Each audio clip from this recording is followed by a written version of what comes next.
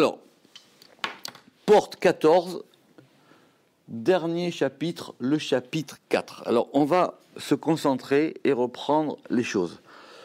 Ce chapitre 14 du Pardes, il est très important.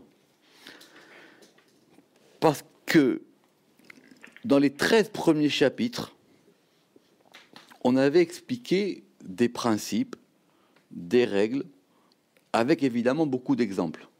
Savoir comment ça fonctionnait, les séphirotes, les mondes, les configurations. Dans ce chapitre 14, il introduit une notion qui sera fondamentale dans l'histoire de la Kabbale postérieure, qui est la notion qu'il nomme ici lui-même les Metziyot ou les Metziyut, qu'on avait traduit par les états ou les particularités, ou on avait dit les modalités. À savoir qu'on peut voir les choses sous différents aspects. Les choses ne sont pas figées. On peut les voir de différentes manières. Les 3 premiers chapitres, le 1, le 2 et le 3, on avait dans le 1 introduit la notion, et dans le 2 et dans le 3 détaillé cette notion à travers d'exemples. Parce que si effectivement il y a des états des choses, on ne peut pas faire autrement que de les décrire. Il n'y a plus de règles. On peut que décrire. On peut dire dans tel cas c'est comme ça et dans tel autre cas c'est d'une autre manière. Ce qui ne veut pas dire, et ce sont les 2 erreurs qu'il ne faut pas faire, que 1, tout est relatif. C'est-à-dire qu'au finalement on peut dire ça marche dans tous les sens, donc il n'y a plus de règles. Donc il y a bien des choses qui peuvent être d'une manière et pas d'une autre manière, bien que les manières soient multiples. Et ce qui veut dire aussi qu'il va falloir effectivement apprendre à mesurer. J'avais donné l'exemple, le plus simple, c'est comme si vous avez un objectif ou des jumelles et vous allez dire je veux un gros plan ou je veux un plan large. Et en fonction de ce que vous allez voir, ça sera différent. Ou si vous regardez du point de vue droit ou du point de vue gauche. Dans le chapitre 3, on avait dit, maintenant, les 2 exemples les plus importants, c'était effectivement, par exemple, comment est-ce qu'on considérait la Séphirat Malchut avec la Séphirat Bina et avec la Séphirat Tiferet. Très bien. Dans le 4e chapitre, le Ramak va profiter de ça pour faire un point là-dessus. Mais ce point, effectivement, un point complexe. On reprend.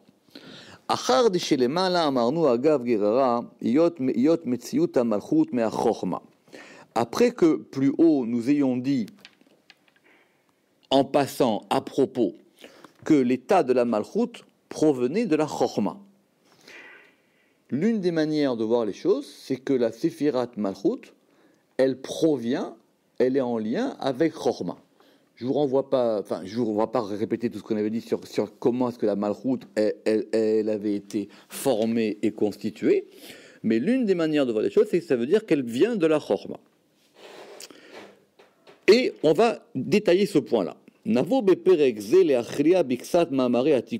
nous allons dans ce chapitre-là essayer d'établir ou d'équilibrer, ça veut dire de mettre ensemble plusieurs passages des Tikkuné Hazohar. Ok. Donc, les Tikkuné Hazohar, ça part, on avait dit, d'un verset du Cantique des Cantiques. Dans le Cantique des Cantiques, le narrateur est un personnage féminin. C'est une femme qui parle.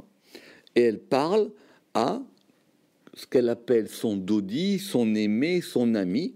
Et effectivement, c'est une histoire elle le cherche, il la cherche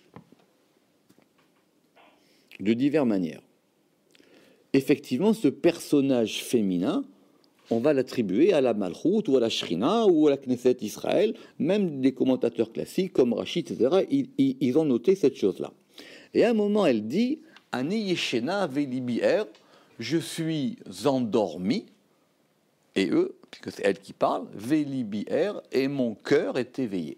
D'accord? Et la suite, on connaît, « Kol dodi dofek » la voix de mon bien-aimé, elle frappe, c'est la pulsation.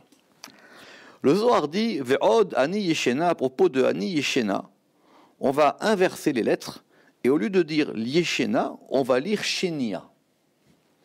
C'est-à-dire quoi? On a pris le yud du début et on l'a placé avant le et de la fin. Du coup, ça ne veut plus dire je suis endormi, mais ça veut dire je suis la seconde. Je suis seconde. On a posé la dernière fois, on dit que si on dit qu'elle est seconde, si on est second, c'est par rapport à un premier, mais qui c'est ce premier? Alors il dit, Shenia Vadai la Chorma. Elle est seconde pour la Chorma. D-I-U, parce qu'il est, c'est compliqué parce que le Zohar ici ça passe au masculin, mais on parle de la Chorma, parce qu'il est Yud. Non, parce que, alors, Kad Itrach. Parce que il faut traduire ici par le pronom relatif qui est, c'est tout. Il faut pas Oui, mais pas dans le sens de la question. Kad qui est Yod, Kad Itrachek Mine Rechamai de Iyu Vav, parce que elle est Yod, et quand c'est éloigné d'elle, son aimé.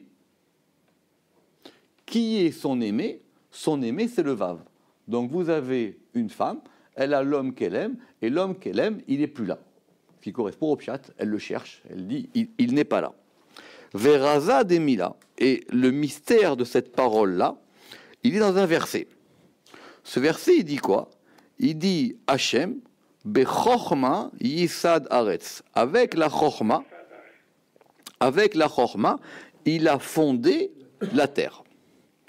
Konen Shamaim Bidvuna, et il a établi les cieux avec la Tevuna. On va prendre ce verset, on avait fait la dernière fois, on va revenir. Ça veut dire que vous avez que un sujet global qui est Yud Kevavke. Avec la Chochma, il a fondé la terre et il est Konen, il y a une inversion dans la phrase, il est Konen, il établit les cieux avec la Tevuna. Donc, qui établit les cieux? C'est la Tevuna. Qui fonde la terre? C'est la Chochma. Je reprends. Qui est-ce qui fonde la terre? C'est Chochma. Qui est-ce qui établit les cieux? C'est la Tevuna. Donc, on voit bien ici qu'il y a un lien direct entre Chochma et la terre. Et il y a bien un lien direct entre Tevuna et les cieux.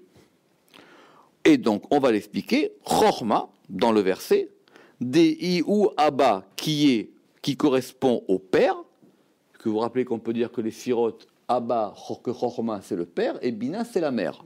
Chochma, qui est le père Yud, Yisad Barta, il a fondé la fille, qui est la terre. Dei Aretz. Et qui est la terre?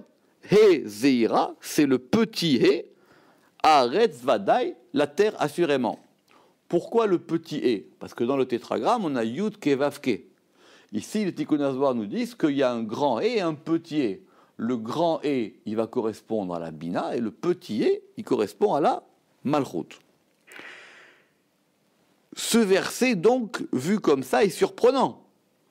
Parce que ça veut dire que le Yud, qui est la Chochma, c'est lui qui a fondé la fille, qui est la terre. D'accord? On continue. Et Konen Shamaim, il a établi les cieux. Les cieux, c'est quoi? Les cieux, c'est Vav. Et les Vav, c'est Tiferet. Bernard, il a fait remarquer la dernière fois que dans le récit de la création, c'était d'abord Shamaim et après Eretz. Alors que là, on a d'abord Eretz et après Shamaim. Dans la création, c'est Bereshit bara Elohim et Shamaim et Eretz. Et ici, on a d'abord la terre et après les cieux. Ce qui est intéressant, c'est que pour nous indiquer, nous faire comprendre une irrégularité, c'est comme on l'a dit, c'est-à-dire que lui, il est parti, il n'est pas là. Donc ce n'est pas un état normal. Et par rapport à cet état non normal, il se trouve que elle devient 2. Elle est la seconde. Pour nous faire comprendre un état pas normal, on nous donne un verset qui nous parle de quoi? De la création du monde. C'est-à-dire de la manière dont les choses ont été normalisées. Ce qui veut dire que même l'état normal, l'état anormal, il correspond aussi à une règle normale. C'est-à-dire, même quand les choses sont en désordre, ce désordre-là, il correspond aussi à un ordre. C'est simple. Si vous mettez, vous brûlez, eh ben c'est le feu qui va provoquer la brûlure. Ça correspond aussi à un ordre. C'est aussi normal que vous vous brûliez. Enfin, que ça provoque une brûlure. Mais c'est pas normal de se brûler. Donc, dans l'ordre de la création, il y a bien un principe qu'on va expliquer, mais après, dans l'ordre du dysfonctionnement, c'est aussi quelque chose de pas normal. Donc, pour le moment, le Zohar nous explique que donc il y a un lien direct entre la Chokhma et la Malchut, et il y a un lien direct entre la Tevuna et les cieux. D'accord? Ce qui veut dire donc que ici, comme on avait dit, donc le père, il est avec la fille, et la mère, elle est avec le fils. Donc ils ne sont pas à leur place. Que normalement, le père, il est avec la mère, et le fils, il est avec la fille. D'accord? D'autant plus que, même si c'est difficile à comprendre, au bout d'un moment, le fils et la fille, quand ils grandissent et qu'ils se séparent, on peut aussi les considérer comme étant le mari et la femme. Puisque c'est ça qui va se passer dans le Cantique des Cantiques. Puisque ici, on nous dit c'est la fille. Et quand on dit que son aimé, il est parti, mais le vav, c'est aussi le fils. Mais en tout cas, on a une question technique. C'est quoi Tevuna? Tevuna, Daimaïla, ça correspond à la mère supérieure. Ah! Mais quand on dit la mère supérieure, normalement, elle s'appelle Bina. Alors, pourquoi est-ce qu'on va l'appeler Tevuna? Alors, on avait dit que la Bina, il faut peut-être revenir encore dessus, la Bina, c'est la capacité de distinguer entre les choses, de trier, de faire un tri. Autant la Chokhma, c'est la possibilité d'être à l'écoute, c'est de recevoir quelque chose, la Chokhma. La Chokhma, c'est quand on est à l'écoute des choses et qu'on reçoit un influx de sagesse. La sagesse, c'est de recevoir quelque chose et de le comprendre. Enfin, de le comprendre, non. Et c'est la Bina qui va permettre de distinguer les choses. Je reprends toujours mon exemple. J'ai une idée, maintenant il faut que j'analyse mon idée. D'où m'est venue cette idée? J'en sais rien, maintenant je vais l'analyser. Donc ça s'appelle la Bina. Donc c'est pour ça que on a traduit la Bina par la distinction. Alors il dit, mais pourquoi est-ce qu'on n'a pas ici, pourquoi est-ce qu'elle s'appelle la Tevuna? Alors il dit, parce que Bina, il kirit leela, kadiim baala. Bina, c'est le nom de la mère quand elle est en haut avec son mari. Donc quand elle est en haut avec son mari, elle s'appelle vraiment la Bina. Autrement dit, quand on a marqué Tevuna, c'est qu'on a affaire à un désordre. Et Tevuna, it kerit letata, et Tevuna, elle est appelée en bas, kadiim vav letata, quand elle est en bas avec le vav, et il est le fils du vav. C'est pour ça que, si vous voulez, on va entendre dans Tevuna que c'est le ben du vav. Mais je reprends. Ça veut dire qu'il y a un désordre. Normalement, Abba, il est Chokhma. Le père, il est Chokhma. La mère, elle est Bina. Et papa, normalement, il est avec maman. Et après, on a le fils et la fille. Or là, on a un désordre. Dans ce désordre-là, la fille, elle est séparée de son ami, donc elle retourne habiter chez son père. Donc on va avoir le père et la fille. Et maintenant, la mère, elle aussi, elle est séparée, et elle est avec son fils. Donc, en fin de compte, qui est-ce qui descend dans cette affaire? C'est la Bina. Parce que la fille, elle est remontée. Comme elle descend de degré, elle change de nom. Et elle s'appelle la Tevuna. Elle va devenir donc le d'en bas. Alors c'est intéressant parce que si on veut voir ça en termes d'un tétragramme, c'est que maintenant, elle est descendue. Elle est descendue, donc ce qui veut dire que le et d'en haut, qui était Bina, il est descendu, et le et d'en bas, il est remonté. Mais cette remontée est en fin de compte une descente. Parce qu'on pourrait dire, mais finalement, elle remonte, elle revient chez son père. Oui, mais ce n'est pas sa place. Normalement, sa place, c'est en bas. Et et qui est Tiferet, Ishtar Eti Ima, et donc maintenant Tiferet, lui, il va rester avec elle. Donc, je reprends. Donc, si vous voulez, en termes de Sphirot, on a la Malchut qui est avec Rochma, c'est pour ça qu'elle est seconde, et on a la Bina qui est avec Tiferet. Ou Be'aou Zimna De'at Vavi'u Im Ima, et pour ce temps-là, c'est-à-dire ce temps ce temps non ordinaire, ce temps de la séparation, où la lettre Vav qui est le fils, il est avec sa mère, Veihu merchek mine, et il est séparé d'elle, qui c'est elle, sa femme. Itmarba, il est dit à propos d'elle, Ani yeshena, je suis endormi dans l'exil. C'est intéressant parce que c'est magnifique ce passage, parce que le Zohar entend que cet endormissement, ça veut dire qu'elle n'est pas à sa place, donc elle n'est pas éveillée. Elle est dans le désordre, mais derrière cet endormissement, quelque part, elle est seconde. Je reprends, le Zohar, il y a marqué Ani Shena, je suis en train de dormir. Il dit non, mais ne dis pas Ani Shena, dis Ani Shenia, je suis la deuxième. Mais si tu dis je dors, bon, c'est un état qui n'est pas éveillé. Mais si tu dis je suis la seconde c'est quand même mieux. Alors il dit entends dans le désordre un ordre. Entends dans le désordre un ordre. Vei Shenia le, et elle est maintenant Shenia pour lui. D'accord, et elle est seconde pour. Elle est seconde. Lui ici, c'est le père mais vous avez raison, parce que le Zohar est très compliqué, parce qu'il passe sans arrêt du masculin au féminin. Donc, parce que c'est vrai que la Chorma, c'est féminin, mais Abba, c'est le père. Donc, des fois, on passe assez rapidement. Donc, des fois, on veut désigner le père, donc on dit lui, et des fois, on veut désigner la Chorma, et on dit elle. Donc, du coup, c'est très difficile de s'y retrouver et de savoir comment ça fonctionne. Ok? C'est sûrement volontaire. Évidemment, c'est parce qu'à chaque fois, on veut désigner un aspect de la chose. Et soit on la voit en tant que fille, soit on le voit en tant que père. Ok, voilà notre passage du Zohar. Alors, Vea Kavana, et qu'est-ce qu'on veut nous dire? Quelle est l'intention de cette chose-là? Ki biyot malchut le ma'ala.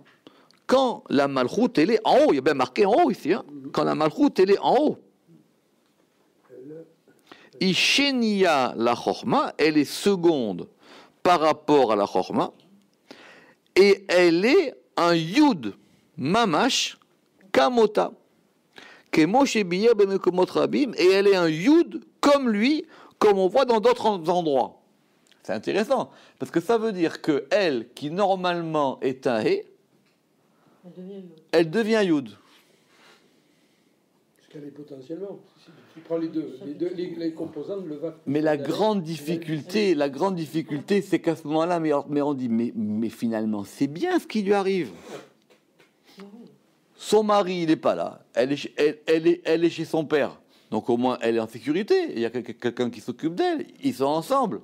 Et en plus, vous êtes en train de me dire qu'avant, c'était un he, et maintenant, elle devient un yud. C'est mieux un yud qu'un he, normalement. Le yud, il vaut 10, le he, il vaut 5. Ça, c'est aussi un désordre. Vezé digdek beomro, et c'est ça que le Zohar a voulu nous pointer quand il a dit Shenia Vadai. Quand on a voulu nous dire quelle était la seconde, assurément, la Chorma, qui est le Yud. Besod, Metziyut Ayud, Asherba, Mishtavim, Sheneem. Parce que maintenant, elle a donc la Malchut, elle peut être soit un He, soit un Yud. Quand elle est un Yud, c'est l'aspect qui la rend égale, à la Chorma. C'est l'aspect par lequel les deux sont égaux. Je reprends. Besod metziyut ayud asher ba mishtavim sheneem. Et c'est ça le yud du nom du tétragramme. Mais du tétragramme quoi? Le tétragramme adni.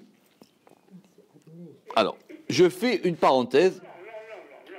La Chokhma, c'est le yod du tétragramme. j'ai... Et la Malchut, c'est le Yod d'Adni. Très bien, mais quand elle monte en haut, elle s'appelle aussi un Yud. Donc on a 2 Yud en haut. Bien sûr. D'accord. Je fais une parenthèse parce que ce matin, on a fait dans Shara Kavanot un passage fondamental du Harizal qui dit que le nom divin Yud-Ke Vav-Ke, il a cette particularité qu'on l'écrit d'une manière et qu'on le prononce d'une autre manière.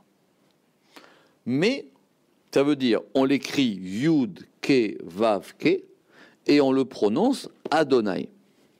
Mais donc on ne lit pas ce qu'il y a écrit.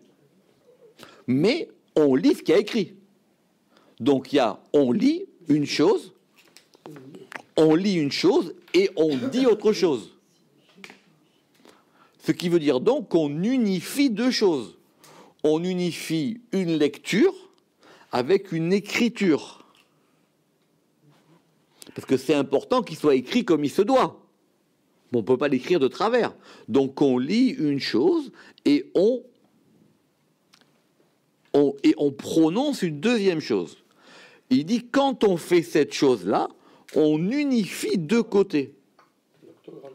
On unifie 2 côtés. En fin de compte, ce n'est pas un véritable octogramme parce que ce nom de Adni, on doit le mettre dans le He. Donc on doit écrire Yud, He, Vav, et le He, et à l'intérieur du He, on agrandit le He, et dans ce He-là, on écrit Adni. C'est comme ça que, si vous voulez, je vous montrerai après, que c'est écrit dans les vrais livres de prière, qu'effectivement, on met ça. Et donc, on a mis les 2 ensemble. Donc, dans ce nom de Adni, qui est le nom Aleph, Dalet, Nun, Yud, le Yud représente la Malchut. Et ici, elle est donc la dernière des 4 lettres. Mais dans le Yud de Yud Ke Vav Ke, le Yud est le premier. Et lui, il représente quoi? Il représente la Chorma, qui est donc le père. Pourquoi est-ce que c'est E? Dans le nom Yud Ke Vav Ke, elle est quoi? Elle est un He. Je reprends. Dans le nom Yud Ke Vav Ke, on a Yud, He, Vav, E. Yud, normalement, c'est la Chorma. He, c'est la Bina. Vav, c'est Tiferet. Et E, c'est la Malchut. Donc, par rapport au nom Yud, Ke, Vav, Ke, elle est un E. Et par rapport au nom Adni, Aleph, Dalet, Nun, Yud, elle est un Yud. Donc, il y a un plan sur lequel elle est un He, et il y a un plan sur lequel elle est un Yud. C'est ça notre sujet d'ici. Il y a 2 plans. Un plan par rapport auquel elle est un He, et un plan par rapport auquel elle est un Yud. Simplement, dans les 2 plans, elle est en 4e position. Ah oui. Quoi qu'il arrive. Dans les 2 plans, elle est en 4e position. Or là, on nous dit non, il y a un plan où elle est en 2e position et elle est Yud. C'est ça la difficulté. Je reprends. Vous avez un plan. Si vous écrivez le nom Yud Ke Vav Ke, il y a 1, 2, 3, 4 lettres. La 4e lettre, c'est un He. C'est la Malchut, normalement. Quand c'est dans l'ordre, Yud Chorma, He Bina, Vav Tiferet et He Malchut. Donc, dans ce plan-là, elle est un He et elle est 4e. Si on écrit l'autre nom, Adni, Aleph, Dalet, Nun, Yud, elle est le Yud là, on nous dit ici que c'est la Malchut. Elle est donc un Yud, mais elle est 4e. Donc, il y a un plan où elle est 4e et elle s'appelle He, et un plan où elle est 4e et elle s'appelle Yud. Mais il y a un autre plan. Et il y a un plan où elle est la seconde, donc elle n'est plus la 4e. Il y a un plan où elle est la seconde et elle s'appelle Yud. Donc c'est quoi ce plan? C'est un autre nom divin. C'est lequel? Mais apparemment, ce nom divin, il correspond à un désordre, puisque c'est là où elle est endormie. Mais il correspond aussi à un ordre qui est dans la création, puisqu'on l'a tiré d'un verset. Puisque quand elle est le plan en 2e position, c'est quand elle est endormie. Donc c'est Shniya, Mais Shniya, etc. dans les 2 plans classiques, elle est 4e, quoi qu'il arrive. D'accord? Mais quand elle est en 2e plan, c'est quand elle est endormie, c'est ça que je... Oui, mais justement, c'est ce plan-là qu'on est en train de comprendre maintenant. D'accord? Très très bien. Alors, Et on va voir. Alors, Bichlal Havayot Mevi Havaya Kazo. Et donc, du coup, on va avoir un nom qui va s'écrire Yud Ke Vav Yud. Mais attention, ce plan-là, ce nom de Yud Ke Vav Yud, ce plan qui correspond à Yud Ke Vav Yud, il correspond à quoi? Mais avec à la malroute, le deuxième E est devenu un Yud. Oui, mais c'est pas le plan où elle est seconde. Non Ah oui, d'accord. C'est pas le plan où elle est seconde. Alors, dans quel plan elle est? Chut. Il y a un plan où elle est, le plan classique, elle est quatrième. Et elle s'appelle, il y a un deuxième plan où elle est quatrième et elle s'appelle Yud. D'accord. Si maintenant on veut la considérer comme étant un Yud et qu'on veut la faire rentrer dans le plan du Yud Ke Vav Ke, donc on aura Yud Ke, donc on aura Yud Ke Vav Yud. Très bien. Ça veut dire qu'on a maintenant un plan où elle est quatrième et elle s'appelle Yud. Mais nous, c'est pas celui-là dont on nous a parlé. Oui, parce qu'on l'avait déjà le Yud en quatrième position. Non, dans Adni. Dani. Donc maintenant on a Yud Ke Vav Yud. Ve'u more al sod ha'inyan aniskar. Et c'est ça qui correspond à la chose qui est mentionnée. Et c'est ça qu'on dit. Quand on dit Yud, donc quand on a ce nom de Yud Ke Vav Yud, le Yud battra, le dernier Yud, il correspond à la Shechina. En bas, Kema de Shechinta Ishtakar. Parce que comme le E de la Shechina, il se trouve, ou Behad Mitkala Itkalu, et ça c'est dans un seul poids, c'est dans une seule balance. C'est une citation, en fin de compte, du Sifra d'Itsniuta dans le Zohar. D'accord? Mais là, qu'est-ce qu'on a gagné? On a gagné que maintenant, on peut la considérer comme étant un Yud, et on peut la considérer comme étant un Yud à l'intérieur du nom de 4 lettres du Yud Ke Vav Ke, qui devient du coup Yud Ke Vav Yud. Mais on n'est pas encore arrivé à ce qu'on voulait comprendre. D'accord? Ce qui veut dire quoi? Que ce qu'on appelle ici les différentes modalités des choses, on va pouvoir dire que ce sont les différents noms. Finalement, c'est à ça qu'on arrive. Que les Metsiot des choses, ce sont différents noms. Ça correspond à différents noms. Alors, donc ça, c'était pour nous expliquer qu'il y avait un plan où on pouvait la nommer Yud et que ce Yud-là n'était pas le Yud du Shem Adni, mais que c'était le Yud d'un Shem Yud Ke Vav Ke spécial qui donc comporterait 2 Yud. Parce que si on analyse ce nom-là de Yud Ke Vav Yud, d'accord, c'est un nom dans lequel on a 2 Yud. Alors que normalement, dans un nom normal, on a 2 He. Oui ou non? Très bien. Alors maintenant, on revient à notre cas. Ve'amro. Donc on revient à notre cas de départ. Kad itrachek mine rechimai. Quand s'est éloigné d'elle, celui qu'elle aime. Pirouche. Alors là, ça va être clair. La malchoute, c'est elle qui parle. Omeret. Et elle dit Sheisheniya la chorma. Et elle dit qu'elle est la seconde par rapport à la chorma. Ba'et, au moment Shenit rachka mi ba'ala, où elle s'est séparée de son mari. Pourquoi? Pourquoi le Shnia, il y a 2 Yud? C'est juste pour aller. C'est un truc d'écriture. Bon, d'accord. Ve'inyan, et on veut nous dire ici que le nom qui Beshem Ben Arba, le nom de 4 lettres, et qui sont Yud Ke Vav Ke Kesidran, qui sont Yud Ke Vav Ke selon leur ordre, l'ifamim, quelquefois, il peut être recomposé d'un nom qui va s'écrire Yud He Vav. Ils ont mis des d'accord. Ils veulent pas écrire le nom entier, donc ils écrivent un dalet à la place du He. Ah, d'accord. Je me suis choisi de... On a un nom, le nom classique qui s'écrit Yud Ke Vav Ke. Et ce nom de Yud Ke Vav Ke, quelquefois, il peut être permuté dans un nom qui va s'appeler Yud, He, Vav. C'est quoi ce Yud, He et Vav? C'est-à-dire que le He d'en bas, il est monté en deuxième position, et le He d'en haut, il descend d'un cran. Si vous voulez que je vous explique ça... Oui, j'ai compris. Mais voilà, il y a ça, je sais pas si ça peut... Non, si vous voulez que je vous explique ça, 2 secondes. Avec Ça va passer par là. Donc, Ve'ainyan, qui Beshem ben Dalet Otiyot, donc dans le nom de 4 lettres, qui sont normalement, quand elles sont dans leur ordre, Yud, He, Vav, E.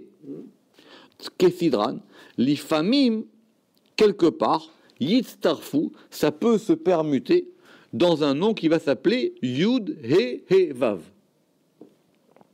C'est-à-dire, Ve'irse, chez Malchut alta la Chochma le Betavia, la Malchut, elle est montée vers la Chochma qui est la maison de son père.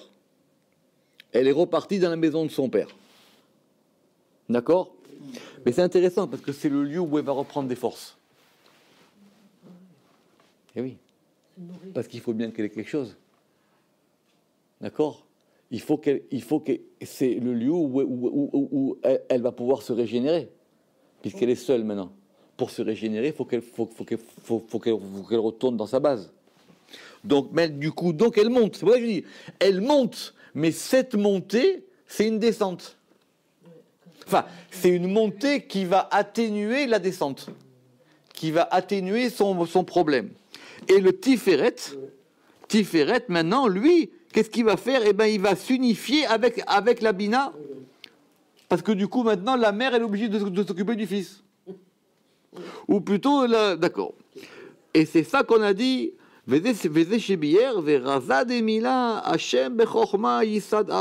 c'est-à-dire, donc notre verset, que la Chochma qui est Yud, Aya Yisod Haaretz, c'est la Chochma qui est le fondement de la terre. Qui a Haaretz, il y a Malchut, parce que la terre, elle est la Malchut, Bemetziyut et, par un et.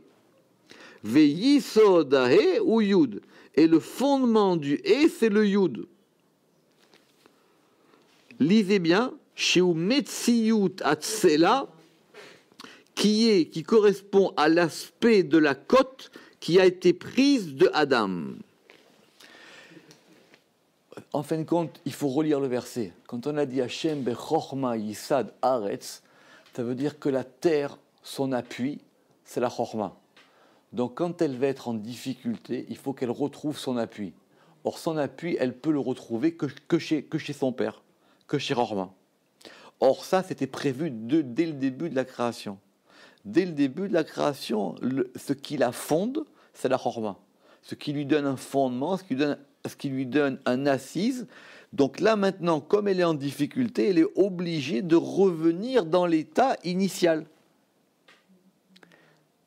Donc dans l'état initial, elle revient chez son père. Et ça, d'où ça vient? Ça correspond au Yud, qui correspond à cette fameuse côte qu'on a prise de Adam pour faire Chava. Alors il dit, mais d'où ça vient cette histoire? C'est ce qu'on va voir ici. Et ça, c'est expliqué, c'est ça qu'a expliqué Rabbi Shimon Bar Yochai dans les Tikkunim. Veitmar atam legabe Adam, parce qu'il écrit là-bas à propos de Adam, Vayiven Hashem Elohim et Tatsela, que donc Dieu, il a pris une côte, Tsela. Tsela, c'est une côte, hein, qu'il a prise, cette côte qu'il a prise de Adam, il l'a construite. Pour rappeler qu'au départ, ils étaient côte à côte. Enfin, ils étaient dos à dos. Maintenant, il a pris une côte de lui, et le verset dit là-bas que cette côte, il l'a construite, vaïven. Et il a construit cette côte pour faire une femme qui soit maintenant à l'extérieur de lui. Alors il dit, c'est quoi ce tsela? C'est la chochma, et il l'a apporté à Adam, puisqu'il a enlevé la côte. De cette côte-là, il a fait une femme, et cette femme-là, il l'a amenée, Vayaviéa el Adam, il l'a amené à Adam. Et Adam, c'est quoi? c'est Amuda d'Emsaïta. Adam, c'est la colonne du milieu, c'est Tiferet. Et donc, qu'est-ce qu'on apprend de là? Ora. Qui Metsiyu Tayud ou Metsiyu Tatsela. Que cet aspect du Yud, il correspond à cette côte qui a été prise de la Chorma, qui est Adam Elion. Ce qui veut dire qu'on a même deux aspects dans Adam. Si c'est compliqué, je vous expliquerai. Ça veut dire qu'on a un Adam 1. Le Adam 1, ici, il s'appelle Chorma. De lui, on prend une côte. Cette côte-là, c'est un Yud. Maintenant, si on lui enlève une côte, c'est plus le même. Ce Yud-là, on en fait la Malchut, et on va l'apporter à l'Adam sans côte, qui lui est devenu Tiferet. Ah, c'est le Zohar. Costaud. C'est le Zohar. Parce que le Zohar, il nous dit que du coup, parce qu'il nous dit du coup qu'il y a 2 degrés d'Adam. Il dit il y a un premier degré d'Adam qui s'appelle Chorma, dans lequel il y a tout. Il y a tout, ouais. Tout était... Maintenant, on lui enlève une côte. Cette côte-là, il dit c'est un Yud. Et de cette côte-là, de ce Yud, on fait une femme qui est un He. On fait un He, et cette femme-là, on va l'amener chez Adam. Mais on va dire c'est le même. Non, c'est un autre. Et celui-là maintenant, il est quoi? Il est Tiferet. Je reprends. Ora. Du livre de Bereshit, il est filles, hommes et femmes. Ça, c'est le premier. Ça, c'est le premier Adam. On reprend. Ora. Qui met, donc, on relit ce soir. C'est 2 lignes. Hein. Il est écrit là-bas. Veit maratam legabé. Il est écrit là-bas à propos de Adam. Il y a marqué Vayiven Hashem Elohim et Tatsela. Il a construit Hashem Elohim le Tsela, donc la côte, Asher la Karmina Adam, qu'il a prise de l'homme. Notez que là-bas, c'est pas marqué Yud Kevavke, c'est marqué Yud Kevavke Elohim. Il a pris une côte. C'est quoi? Et de Adam, et qui c'est ce Adam-là? C'est Chorma. Vaïvia el Adam, et il a apporté quoi? Cette côte qu'il a construite. Donc il a construite pour en faire une femme. Et il a apporté à Adam, qui est maintenant la colonne du centre. Ce qui veut dire quoi? Ora. Qui met Tsiyut à Yud. Que la réalité du Yud, enfin, l'état du Yud, c'est l'état de cette côte-là, Venil Kecha, et elle a été prise, c'est dans les mots, et elle a été prise de la Chorma, qui s'appelle le Adam supérieur. Venivneta, et elle a été construite, c'est-à-dire Bebinya Nahe, c'est-à-dire que maintenant, on en a fait un He. Kacher Nevaer, comme nous l'expliquerons, Veaz, Yerda ima Tiferet, et maintenant elle va pouvoir s'unir avec Tiferet. Donc si vous voulez, c'est que donc on voit bien donc d'ici que donc maintenant la Malchut elle provient de Chorma. Et que quand on la prend de lui, c'est un Yud. Et ce Yud là, le patron il en a fait un He, et que maintenant ce He là, on va l'apporter à Adam, puisque c'est Dieu qui lui présente. Puisqu'il lui dit, je te prends une côte. De cette côte-là, le verset il dit, il a vaïven, il a construit une femme, et cette femme, il a apporté à Adam. Et maintenant, donc, c'est un He par rapport à un Vav. C'est un He par rapport à un Vav. C'est intéressant, parce que le Dieu dont on parle ici, donc, il est à l'extérieur de cette histoire-là. Que si vous dites, lui, il y a le Yud, Chorma, c'est le Yud. Il a tiré de ce Yud-là, il a tiré un autre Yud. Parce que c'est Chorma. Donc, il a pris une côte qui est un Yud. Cette côte-là, qui est un Yud, il en a fait un He. Et maintenant, il amène à Adam, qui est devenu un Vav. Mais qui c'est qui fait ça? C'est le patron. Or, le patron, ça veut dire qu'il n'est pas dans ces lettres-là. Il n'est pas dans ces lettres-là. D'accord? Veine, yisod abinyan sheuhe ou kazé. Donc, c'est pour ça qu'on arrive au schéma que vous avez montré, lui, là. Ce schéma-là, qu'on a, que maintenant, cette fondation du binyan, c'est un He c'est un He qui est comme ça. C'est-à-dire, c'est un He avec un Yud. Et c'est ça qu'on a dit, Chorma dit ou Abba, que Chorma qui est Abba Yud, Yisad Birta, il a fondé la fille, qui est la terre, qui est donc le petit E, Aretz Vadaï.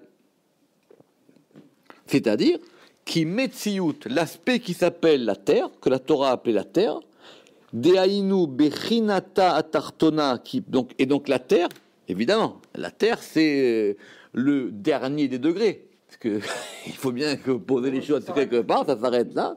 Donc la terre, ça correspond au dernier degré. Inyana Aret Shilematami, d'accord, parce que la terre, c'est ce qui est en dessous de tout.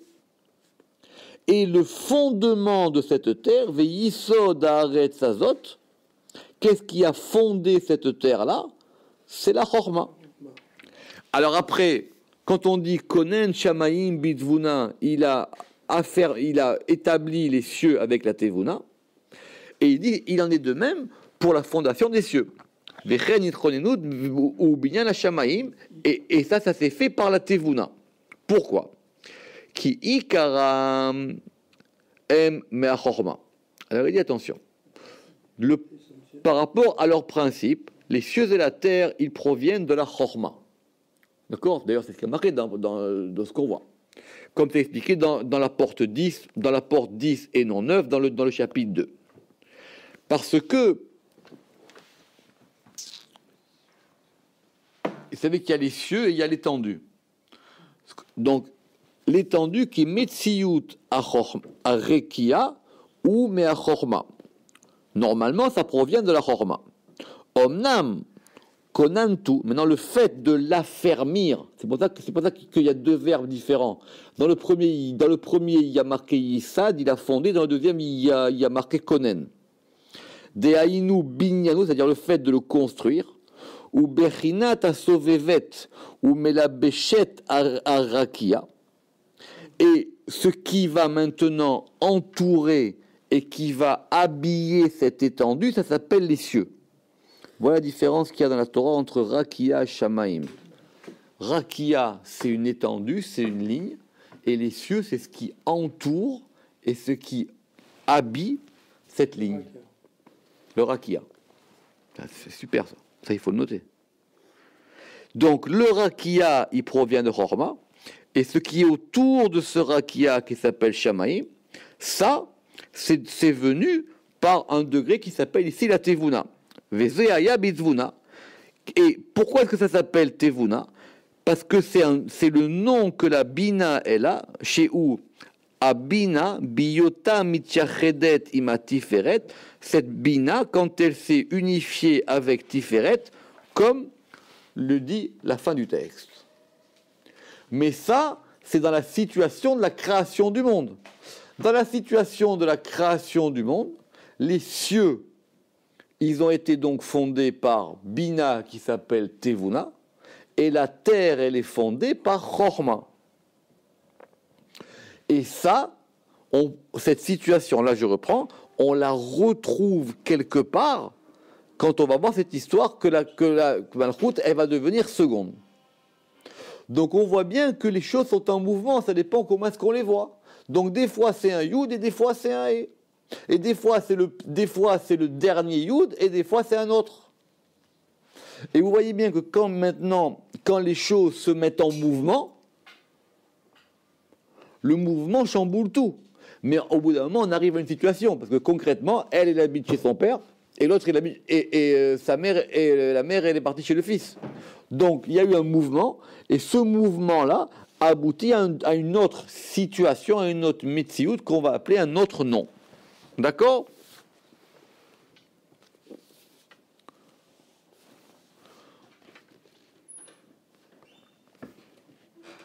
On continue un peu ou... Alors, on va juste lire la suite. Comme ça sera pour la prochaine fois. Il dit cette chose-là, elle est aussi expliquée dans les Tikkunim, un autre passage du Tikkun Zohar, qui dit comme ça. Veshrinta tata, et la Shechina inférieure. Parce qu'il y a la Shechina, la résidence divine supérieure et inférieure. Donc quand on dit la Shechina tata, normalement c'est la Malchut. Mitzvah, c'est ce qu'on appelle, c'est ça la mitzvah, le commandement. Kelila me arba advan, elle est totalisée de 4 lettres et elle s'appelle Yud. Et ce Yud-là, il provient, mi sitra de Chorma, il est Yud qui vient du côté de Chorma, et un E du côté de Ima. Ila, et un E du côté de Ima Ila. Ce qui veut dire qu'elle a deux aspects. Quand elle est liée à sa mère, elle a le même nom que sa mère, elle s'appelle Yuhe. Et quand elle est liée à son père, elle a le même nom que son père, elle s'appelle Yud. C'est pour ça qu'elle a les deux lettres. Ça dépend à quoi elle est liée. Quand on a le nom Yud Ke Vav Ke, c'est des lettres doubles. Là, elle est liée à sa mère. Comme elle est liée à sa mère, elle est un He comme sa mère. Mais quand elle est liée à son père, elle devient un Yud. Donc ça dépend comment on voit les choses. Areb et Pirouche. Et donc ici, on voit bien qui Metziyut Yud Mitzad Chorma, que donc ce Yud là qu'elle va avoir, c'est par rapport à la Chorma qui est son père. Vechen az nikret al shem Chorma. Et de même, c'est marqué dans Tikkun HaZohar, quand elle va prendre kad itnatlit me Chorma, quand elle va prendre de la Chorma, elle va s'appeler Réchit. Elle va s'appeler aussi Réchit par rapport à son nom de la Chorma. Elle prend, c'est pas que c'est duplique, mais en tout cas, elle est en regard du père. C'est pour ça que Réchit, c'est aussi Chorma et aussi Malchut. C'est ce qu'on dit ici. Il dit kad itnatit me Chorma, quand elle prend de Chorma, elle s'appelle Réchit par rapport à son nom. Vechen, et elle est aussi un E quand elle est du côté de Bina. Vechen, mitzada Bina. Dehainu a Binyan. Et là, ça correspond au fait maintenant qu'il y a une construction. Comme il est écrit, Vayiven Hashem Elohim et Tsela. Ce Tsela qui était un Yud, Dieu, il l'a formé, il a construit et il en a fait un He. D'où le nom de Bina. Dans Bina, il y a le fait de Binyan. Veshne Shemot Haelu morim ala Bina. D'accord? Donc, ça dépend de comment est-ce qu'on voit les choses. C'est pour ça que des fois, ce qui est le début, ça peut être la fin d'une autre chose. Et c'est pour ça que la fin d'une chose peut être le début d'une autre chose. Parce que ça dépend comment on voit la chose. Des fois, vous avez l'impression que vous êtes à la fin de quelque chose, mais en fin de compte, non, c'est le début d'une autre chose. Ça dépend comment la chose, elle est vue. Mais cette chose-là, elle se fait par rapport à un autre plan. Le Ramak, il veut simplement ici nous expliquer cette histoire de comment est-ce que les choses, elles peuvent avoir plusieurs aspects. Et c'est vrai qu'en plus, la Malchut, elle aura plusieurs aspects. Que des fois, elle peut être Yud, et des fois, elle peut être E. On avance encore un petit peu. Vechen bier arashbi, et c'est expliqué comme ça, que dans le Shirachirim, à propos de Yeriot, chez le mot, à propos des tentures du roi Salomon.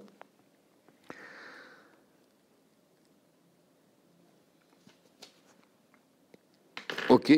Et là-bas, on a expliqué que quelquefois, elle est construite à propos de la Bina.